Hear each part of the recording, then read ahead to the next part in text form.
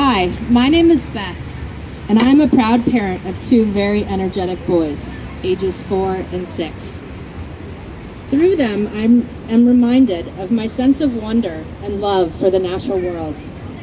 As a child, I spent lots of time exploring the woods behind my house. As a teenager, I spent time rock climbing and backpacking in the wilderness. I woke to the chirping of birds and the fresh mountain air. I watched the sunrise from mountain peaks.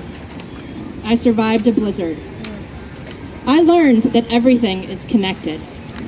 We are part of the Earth's ecosystem.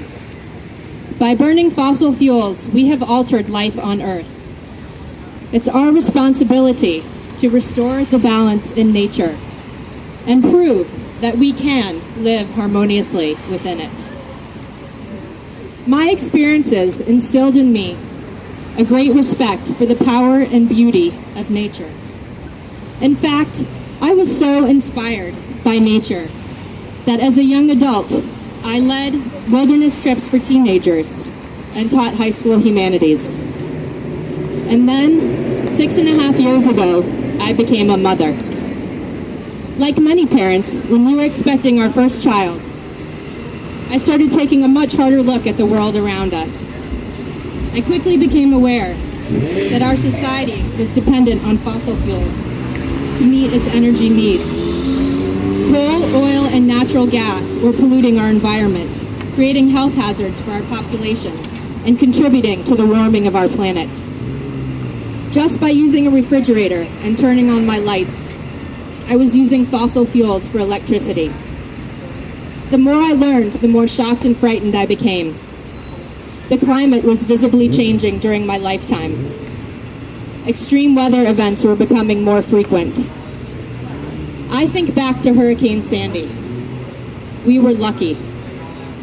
The storm hit us at low tide. If it had hit at high tide, it would have been equivalent to a 100-year flood. Our transportation systems would have been crippled, inundated with water. And most of us would not have been able to get here right after the storm. The sea level is rising twice as fast on the East Coast compared to the rest of the world. A 100-year storm could happen here every 3 years at mid-century. But what scared me the most in my research were words like tipping point and irreversible climate change. To avoid catastrophe, we must act now. I was horrified about what the future might hold for my children.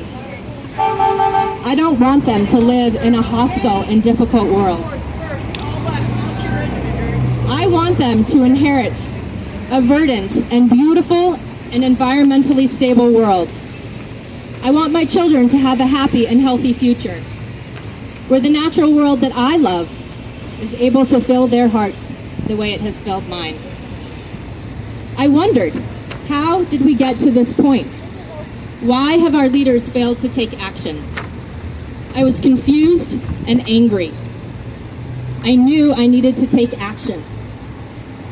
We need a societal shift to move beyond our dependency on fossil fuels to a society that is powered by clean, renewable energy. We have the technology, but how was I going to make a difference? Last spring, I met the two mothers who founded Mothers Out Front. I knew immediately that mothers, fathers, and caregivers could make a difference. We reach across socioeconomic, racial, geographic, and political lines. We have shared values and goals for our children. We are everywhere. In just over a year and a half, we have engaged over 700 mothers at house parties, formed community organizing teams, have been trained and mentored by professionals, and are growing our statewide movement. I had an opportunity to act, and I made a choice to get involved with Mothers Out Front. It's demanding and it's hard work, but I know it's worth it. My 6-year-old son left me a message on my phone the other day. Mommy, I just wanted to say that I love you so much.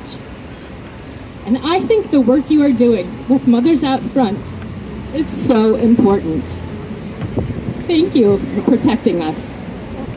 I love you so much. It brought me to tears. Love drives parents to take action when their children's future is at stake. We have an urgent challenge that requires our commitment to act now. All of this brings me here today to the Statehouse, right here, right now, with all of you. Working together today, we have the power to make change. Right now, there are 5 of us inside of the Statehouse meeting with Governor Patrick for an hour. And we are asking him to make the right choice to invest in clean, renewable energy for our future and our children and the future generations that come after us. Thank you.